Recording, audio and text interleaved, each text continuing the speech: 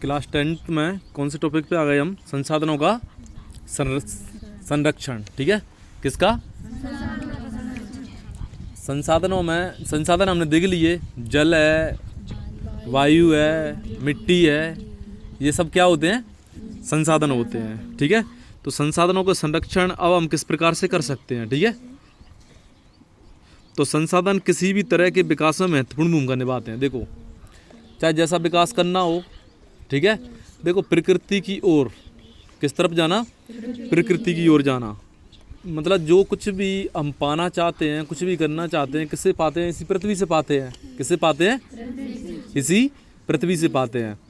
और पृथ्वी पर कोई वस्तु हो, कुछ भी हो, ठीक है, चाहे वो जंगल हो, पहाड़ हो, वन हो, नदी हो, झीलें हो, जो कुछ भी हो, ठीक है, या पानी के रिसोर्स हो, मिट्टी हो, कुछ भी हो, सब कुछ हमें कहाँ से प्राप्त होता है?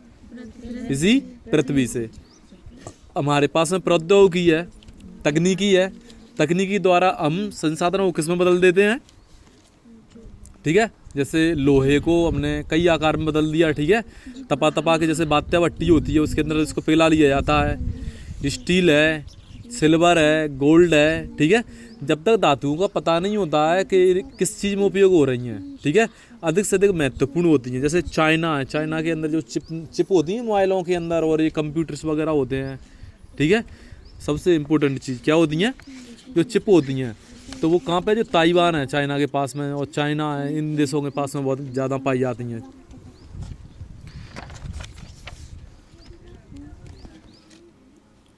तो संसाधन किसी भी तरह के विकास में महत्वपूर्ण भूमिका निभाते हैं, परंतु संसाधनों का विवेकहीन उपभोग।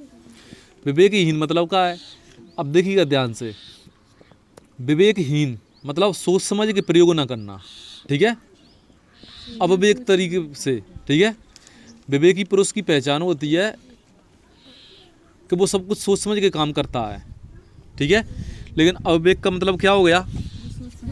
हाँ, जो कार्य सोच समझ के नहीं किया जाए। ठीक है, अब जैसे मान लीजिए संसाधन, जैसे उदाहरण के तौर पे आप कोई भी संसाधन ले लो, मिट्टी को ले लो या फिर आप जल को ले लो। ठीक है, अब जल का, और जैसे पेड़ पौधे हैं, जंगल हैं, आज पृथ्वी पर हम इनका उपयोग अधिक से अधिक करेंगे, जितना हो सके उतना अधिक से अधिक करते हैं, तो फिर क्या होगा? एक समय पर जाके ये खत्म हो जाएंगे कि नहीं हो जाएंगे? और जो आने वाली पीढ़ी है, कौन सी? जो आने वाली जनरेशन है, आने वाली जनरेशन का क्या होगा?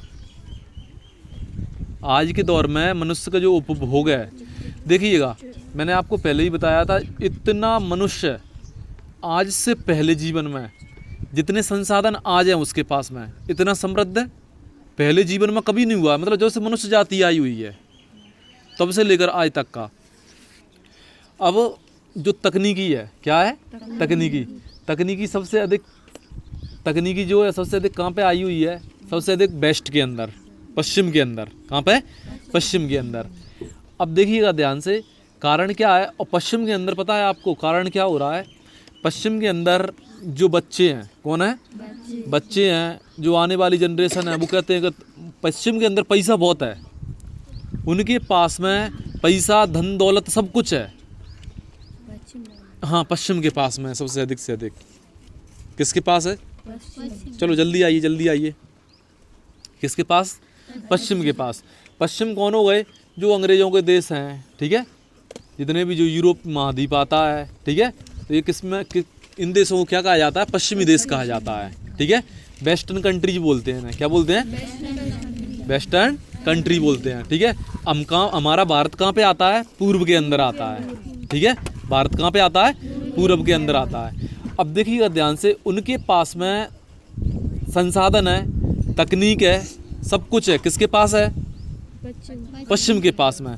भारत का व्यक्ति, भारत मतलब अपनी तरफ से व्यक्ति किधर जाता है? पश्चिम की ओर व्यक्ति जाता है। किसके लिए? वहाँ पर तकनीकी सीखने के लिए। जैसे इंजीनियरिंग कर रहा है, डॉक्टरी कर रहा है, ये सारी चीज़ें हैं ना, बेहतर से बेहतर मतलब तकनीकी सीखने के लिए। बायोटेक्नोलॉजी के क्षेत्र में किस प्रकार से कृषि वगैरह की जा रही हैं, इन सब चीज़ों के लिए कहाँ पे जाता है भारत का व्यक्ति? पश्चिम की ओर जाता है। ठीक है, और भारत के पास में इतना नहीं है। अरे वैसे में आपको पता है कि भारत के अंदर, हमारे भारत के अंदर कम से कम कितनी जनता? 80 करोड़ जनता को राशन दिया जाता है। कितनी जनता को? 80 करोड़ जनता को राशन दिया था। यानी कि जो गरीब भिखारी सबसे अधिक कहाँ पे मिलेंगे? भारत के अंदर मिलेंगे। कहाँ पे मिलेंगे? भारत के अंदर। लेकिन पश्चिम के साथ में एक चीज़ है, हमारे भारत के पास क्या है ऐसा? तो फिर मतलब पश्चिम का व्यक्ति भारत की ओर भी भाग रहा है, ठीक है। हमारे भारत के पास है अध्यात्म। क्या है? अध्यात्म। अध्यात्म है जो सबसे बड़ा भारत के पास में कोई चीज़ है दुनिया को देने के लिए, तो वो सिर्फ एक ही चीज़ है, अध्यात्म है। हमारे पास भगवत गीता, उपनिषद, ठीक है। और जैसे हमें पढ़ाया जाता है स्वास्थ्य के बारे में। किसके बारे में पढ़ाया जाता है? स्वास्थ्य। स्वस्थ व्यक्ति की परिभाषा विज्ञान के अंदर क्या होती है? जो व्यक्ति मानसिक तौर से, शारीरिक तौर से, ठीक है, मेंटली फिट होना चाहिए और फिजिकली फिट होना चाहिए, और फिर और सोशल, सामाजिक तौर से, मतलब तीन कैटेगरी आती हैं। कितनी कैटेगरी आती है? 3। मतलब उस व्यक्ति को क्या कहा जाता है? स्वस्थ व्यक्ति कहा जाता है। लेकिन पश्चिम के अंदर क्या है? पश्चिम के अंदर इतना वो नहीं है। आ रही बस में अध्यात्म इतना विकसित नहीं हुआ, लेकिन अब आने वाले समय के अंदर पश्चिम में अध्यात्म विकसित होने स्टार्ट हो गया है। पश्चिम के पास में बहुत सारा धन है, पैसा है, सारी चीज़ें हैं, है कि नहीं? जो पश्चिम है उसके पास में संसाधन से लेकर हर चीज़ बहुत अधिक मात्रा में है। टेक्नोलॉजी सबसे आगे वही है, पश्चिमी देश है। अब हमारे पास में ये सारी चीज़ें हैं। देखिएगा ध्यान से, अब ये दोनों तरफ देखना होता है। जैसे तुमने पूछा अभी अध्यात्म क्या है, ठीक है, क्या है? अध्यात्म, ठीक है।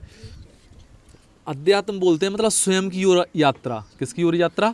स्वयं की ओर। यानी कि हमारे भारत के अंदर जैसे पश्चिमी देशों के अंदर कहा जाता है, क्या कहा जाता है? फिलॉसफी। क्या कहा जाता है? फिलॉसफी। और भारत के अंदर कहा जाता है दर्शन। क्या कहा जाता है? दर्शन। जैसे मान लीजिए एक व्यक्ति हैगा, कोई भी, कौन हैगा? व्यक्ति। अब आपने देखा होगा कोई भी व्यक्ति होता है, अपनी महत्वाकांक्षाएं, इच्छाओं, महत्वाकांक्षाएं क्या होती हैं? व्यक्ति की इच्छाएं होती हैं। सब इच्छाओं को पूर्ण करने के लिए किस ओर भागता है? प्रकृति की ओर भागता है। प्रकृति के अंदर छीना झपटी करता है। पश्चिम के अंदर क्या, बहुत पैसा वाला व्यक्ति हो गया, धनवान हो गया, देखना।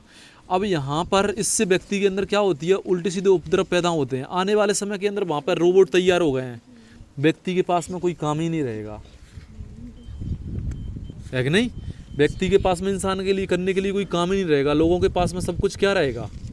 रोबोट्स काम करेंगे। अब जब रोबोट्स वगैरह काम कर रहे हैं तो फिर क्या रहेगा? तो फिर उनके पास में मानसिक तनाव पैदा हो जाएगा। क्या हो जाएगा? मानसिक तनाव। और मानसिक तनाव पैदा होगा। और अध्यात्म का मतलब ये होता है, देखो, स्वास्थ्य। जैसे कि अभी मैंने आपको वैज्ञानिक तौर पर स्वास्थ्य की परिभाषा बताई थी।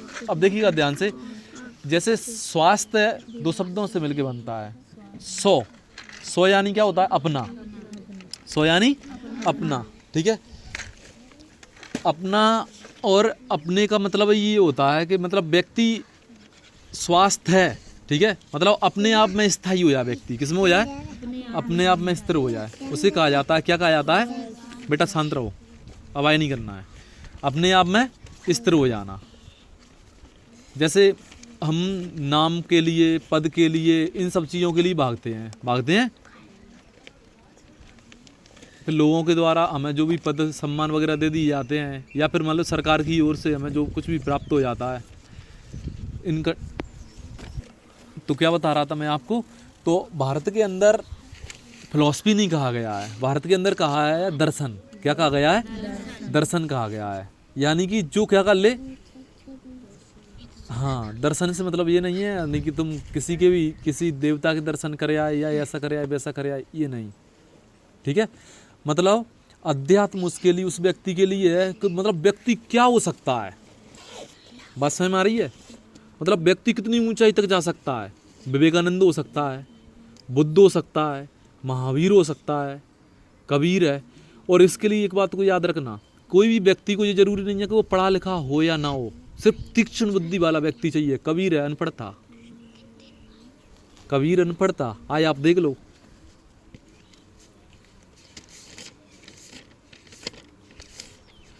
कबीर अनपढ़ था, आए आप कबीर को देख लो।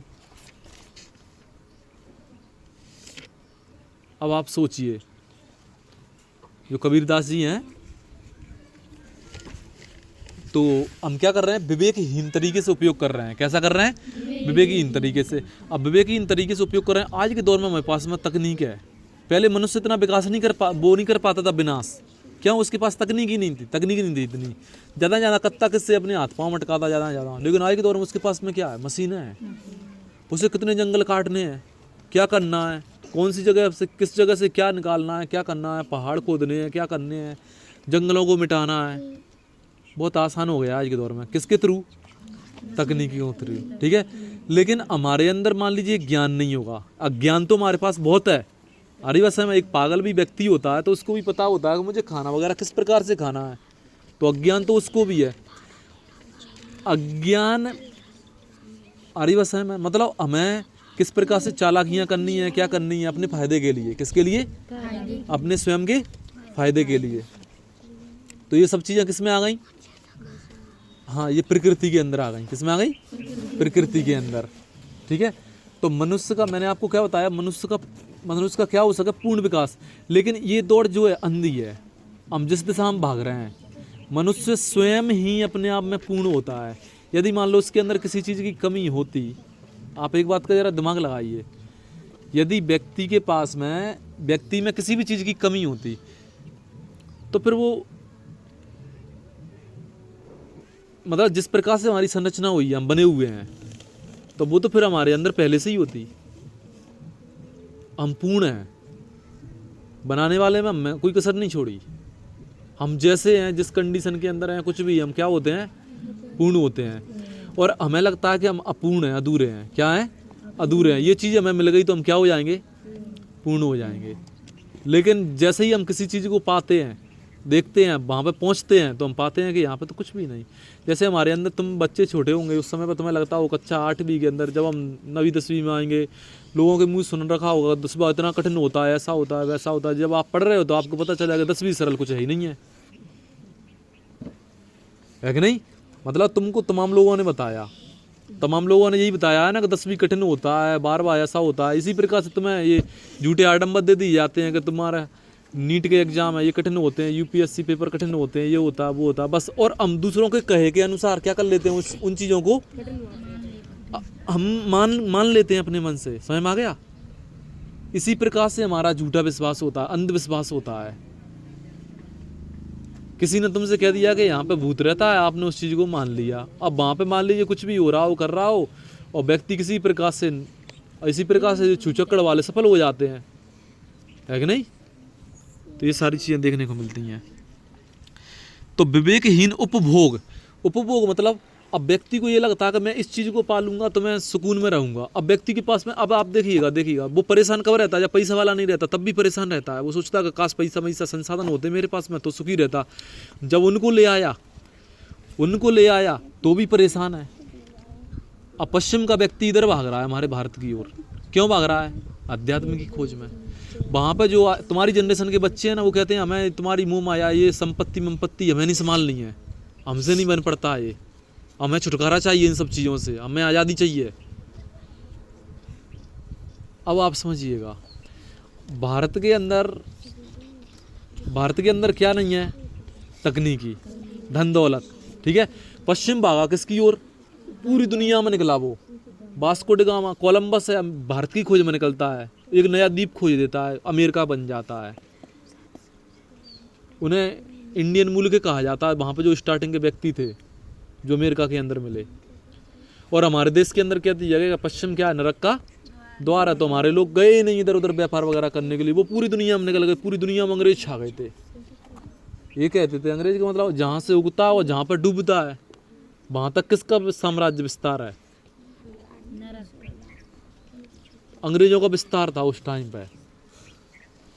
तो पूरी दुनिया में निकले, उन्होंने दुनिया से ले गए उन्हें जो भी चीज़ें पसंद आई थी, हाँ सब कुछ ले गए। क्योंकि वो किस ओर बढ़े? किस दौड़ना पड़े? उपभोग में। आज के दौर में हर व्यक्ति पैसा वाला बनना चाहता है। आप ये बताइए मुझे, हर व्यक्ति पैसा वाला कैसे बन सकता है? कभी नहीं बन सकता। जो पृथ्वी है, पृथ्वी तो हमारी सीमित है। हमारा जो ग्रह है, हमारी जो पृथ्वी है, ये सीमित है। अब पृथ्वी हमारी सीमित है तो फिर हम क्या है? इस ग्रह पर जगह तो बढ़ नहीं सकती, जमीन जितनी है उतनी ही रहेगी। लेकिन इंसानों की संख्या बढ़ती चली जा रही है। इंसान के लालच का कोई अंत नहीं है, इच्छाओं का कभी अंत नहीं होता। आपकी एक इच्छा खत्म होती है और दूसरी तुरंत स्टार्ट हो जाती है। जैसे ही आप वहाँ पहुँचते हो तो आपके अंदर, जैसे आपने मान लो 10 रुपये कमाने लगे आप, तो आपके अंदर 12 रुपये कमाने की लालच बढ़ जाएगा। इसका कभी अंत होता नहीं है। देखो इंसान क्या होता है, इंसान एक बीज है, अरे बस है, चाहे वो महिला हो पुरुष हो कोई भी हो। अब वो पूर्ण हो सकता है, जैसे कोई वृक्ष का बीज होता है, उसकी अवस्था क्या है, वो एक फूल खिल जाता है। अरे बस है, क्या खिल जाता है, फूल खिल जाता है। अब हमारी समाज के अंदर ये मत समझ लेना कि बच्चे के व्यक्ति के अंदर भी फूल खिल गया, मतलब वो किस प्रकार से उसके बच्चे पैदा हो गए। देखिएगा बायोलॉजिकल तरीके से तो प्रकृति इंसान को पशु बनाना चाहती है। कौन? ये पूरी प्रकृति, प्रकृति की प्रक्रिया है। अरे बस है, मनुष्य की जो सारी ऊर्जा है, एनर्जी है, मनुष्य किस ओर बहाना चाहता है, मतलब नीचे की ओर बहाना चाहता है। प्रकृति की व्यवस्था ही ऐसी होती है। व्यक्ति के अंदर और तो और देखिएगा उपभोग वासना है सबसे बड़ी, सबसे प्रमुख जो वासना होती है, इतनी प्रबल होती है, इतनी खतरनाक होती है। सभी वासना में काम वासना होती है, बच्चे पैदा करने वाली।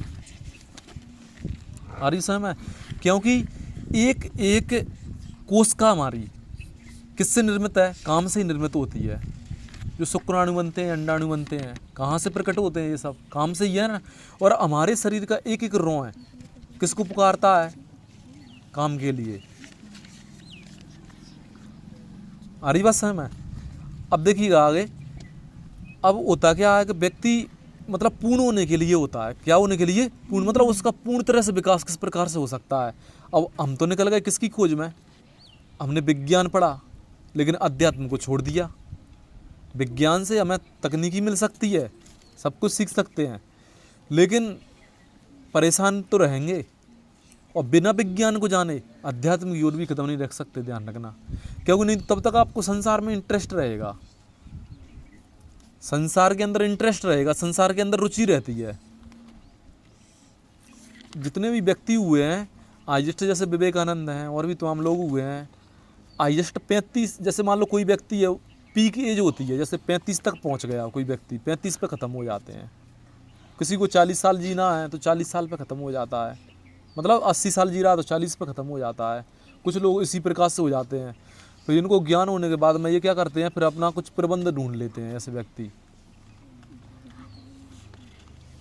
कुछ ना कुछ उपाय करते रहते हैं, पूर्ण रूप से विकसित हो गए थे ये व्यक्ति। तो विवेकहीन तरीके से, किससे?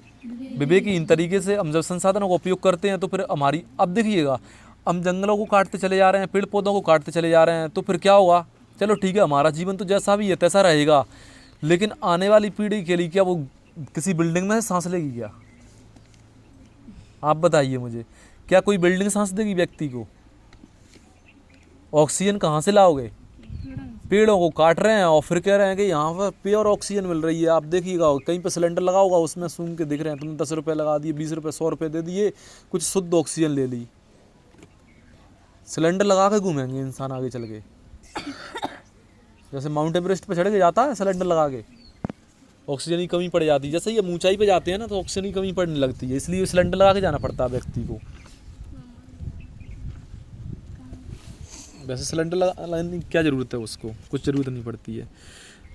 अब देखिएगा ध्यान से, अब क्या होता है, तो अति उपभोग के कारण कई सामाजिक और आर्थिक और पर्यावरणीय समस्याएं पैदा हो सकती हैं। ठीक है, पर्यावरण की तो पूरी समस्या है। जो पर्यावरण है, और हम मनुष्य हैं, अब मनुष्य इस तरीके से इतनी बेदर्दी से जीवों का, अब जंगल मिटेंगे तो क्या होगा? उन पर निर्भर रहने वाले जितने भी, देखिएगा आपको, मतलब जब जंगल मिट जाएंगे, पेड़ पौधा खत्म हो गया, तो उस पर रहने वाले पक्षी, जीव जंतु, जो कुछ भी है, उसे खत्म करने की जरूरत नहीं है, वो अपने आप ही खत्म हो जाएगा।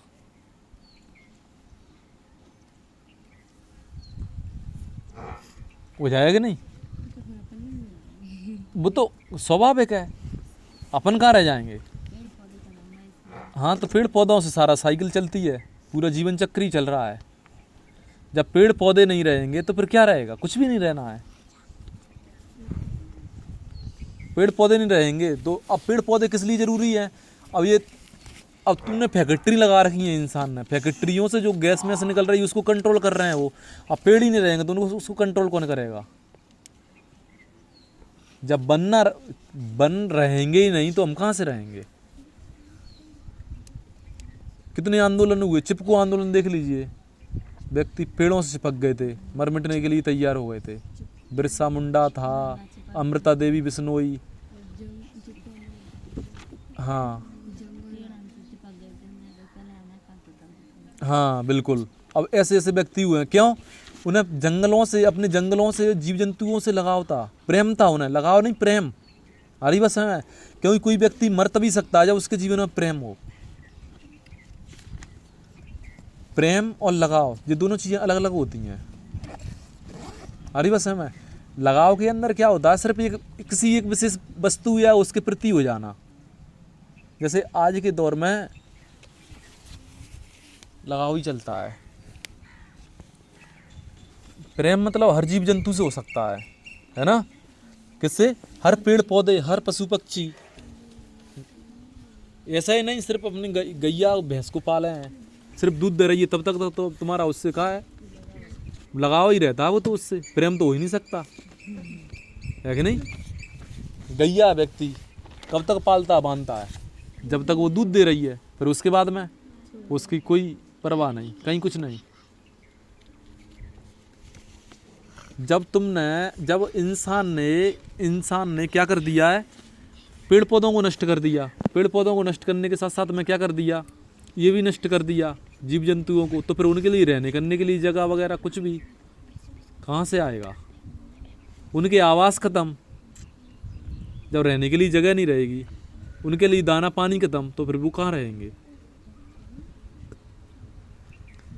दुनिया में कितना मांस का जो एक्सपोर्ट किया जाता है, भारत के अंदर से किया जाता है।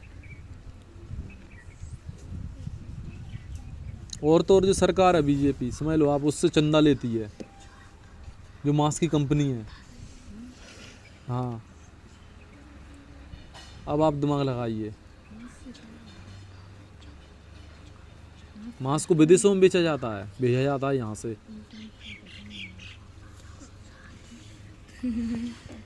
परंतु संसाधनों का विवेकहीन उपभोग, अति उपयोग, अति माना है हाँ, संसाधन का इतना उपयोग करोगे। मिट्टी है, अब पानी कहाँ से रहेगा जब तुमने बोरें इतनी गहरी गहरी करवा दी? वाटर लेवल ऑटोमेटिक नीचे चले जाएगी, टेम्परेचर बढ़ेगा, ध्रुवों की बर्फ पिघलेगी। हाँ, तो शुरुआत में बाढ़ आएगी, और बाढ़ आने के बाद एकदम से पड़ेगा भयंकर सूखा। बाढ़ें आती हैं ना, तमाम प्रकार की बीमारियां फैलती हैं, ध्यान रखना, क्योंकि जो पानी पड़ा रहता है। आपने देखा होगा जैसे ही बारिश का टाइम होता है, तुम यहाँ से उठ के यहाँ बैठ जाइए, यहाँ बैठ जा।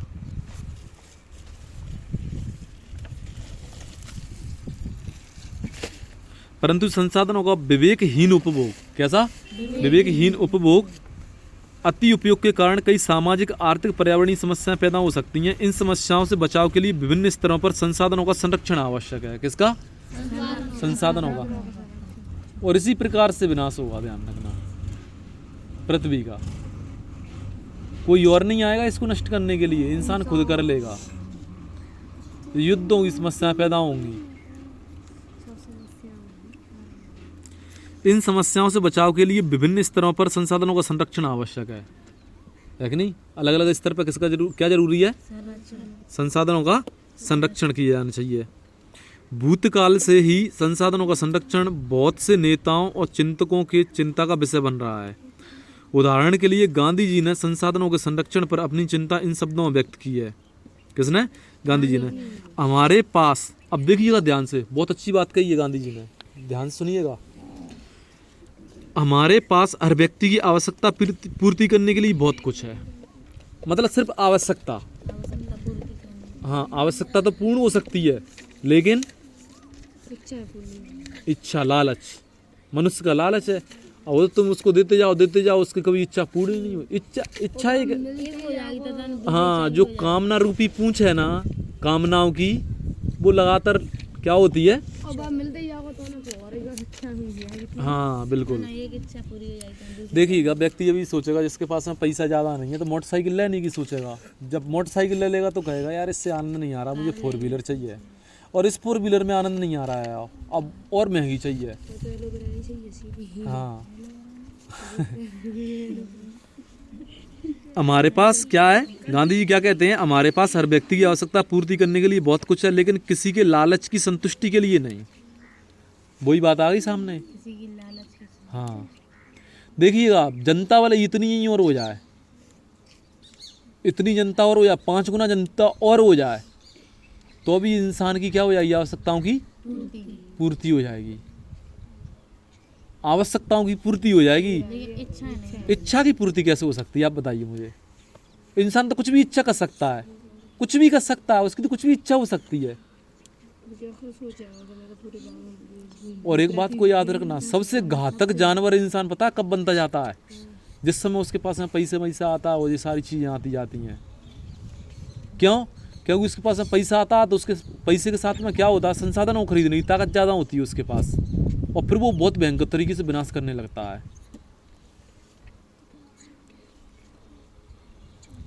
अर्थात हमारे पास पेट भरने के लिए बहुत है। क्या करने के लिए? पेट भरने के लिए तो बहुत है, लेकिन पेट ही भरने के लिए नहीं।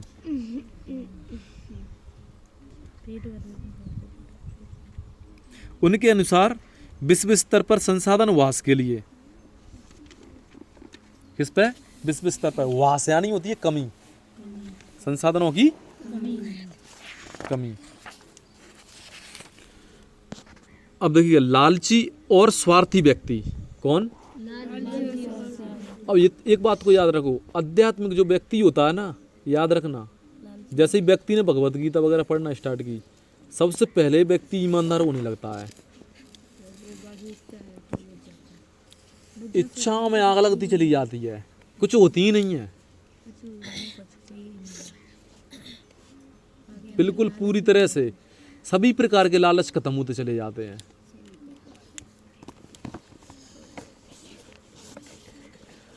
आप कृष्ण को देखते हो, कृष्ण जंगलों के अंदर रहते हैं कि नहीं? कितने कोमल व्यक्ति होते हैं, तभी तो ऐसे स्वर निकालते हैं मुरली के द्वारा, है कि नहीं? इतनी जनता उन्हें प्रेम करती है, मुरली बजाते हैं। इसके अलावा आपने देखा वो गैया वगैरह चरा रहे हैं बनों के साथ में, तो बनों के प्रति आप समझिएगा, गैया जितने भी जीव जंतु हैं, है कि नहीं? तुमने कई बार देखा होगा कि हर पेड़ है, मतलब तुमने चित्रों के अंदर देखा होगा, हर बैल है, गाय है, और भी पेड़ पौधे वृक्ष वगैरह सभी के ऊपर कृष्ण की तस्वीर छपी होती है ना? क्यों? हर चीज में कृष्ण है। लेकिन कृष्ण को पहचानने की जरूरत है, हर व्यक्ति के अंदर होता है।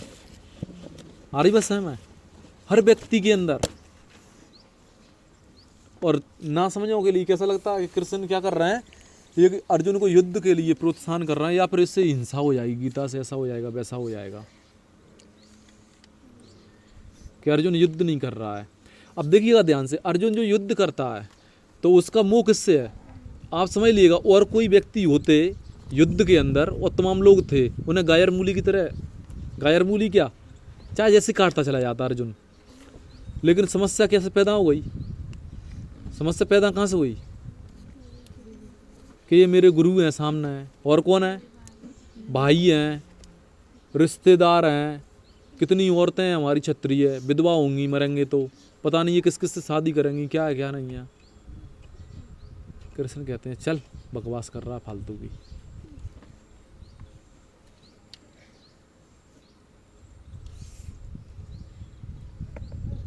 आ रही समझ में?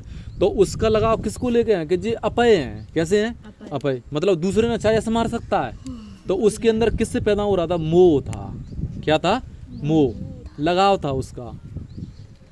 मतलब दूसरे का गुरु कोई भी हो उसको काट देगा, दूसरे के परिवार के सभ्य कटने पिटने के लिए हैं।